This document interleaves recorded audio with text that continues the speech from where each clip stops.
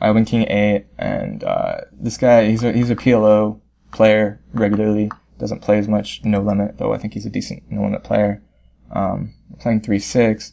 Like I said in the previous 2 videos, if you haven't watched, and I think if you haven't, you should go back and watch them. This is a flop I'm going to be checking back a lot. I'll check it back with gut shots, 5-7, 6-7 pocket, all those types of hands. Any kind of 5, king high, I'm checking back all the time.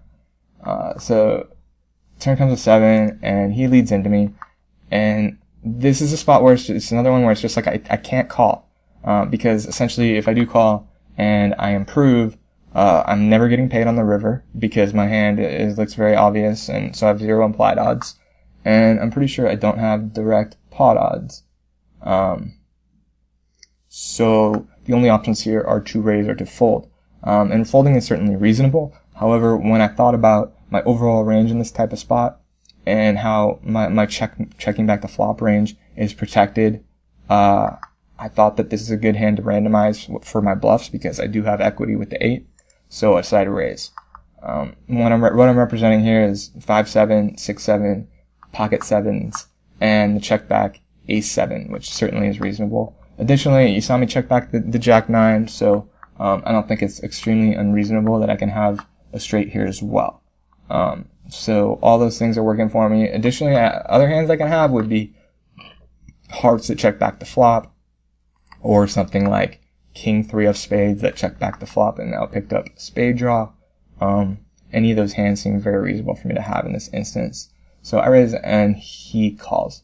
Actually, when he's in this spot here, I actually think it's pretty difficult for him if he has something like 6-7 or 5-6 himself, because not only does he have to worry about already being beat, but he also has to worry about being counterfeited and making difficult decisions on the river, as there's going to be a bunch of river cards that are going to make it hard on him.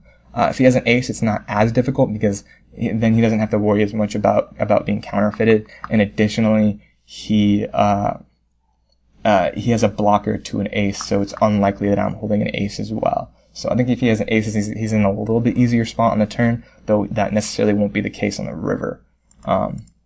So the river's a 10 of spades, and this is one of the cards that I originally thought I was going to continue bluffing on. I was going to bluff any heart, any spade. I was going to value bet a 4, I was going to value bet a 9, and then everything else I was just going to give up. So this is a spot where I want to be bluffing, I want to be betting big, just like I would be in all these other spots. And like I said, I can have ace-7, 6-7, 5-7, pocket 7s, 8-9, and I can have spades. All those hands are reasonable.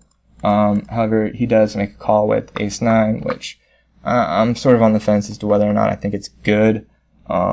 Maybe he had a read at the certain time to make the call, or maybe he just saw that he had top pair and decided to click call. I'm not really sure how strong of a no-limit player he is. I know he's a very strong pot limit Omaha player, though I think that a lot of guys in his shoes on this turn facing this bet would not be as thrilled to be making this call.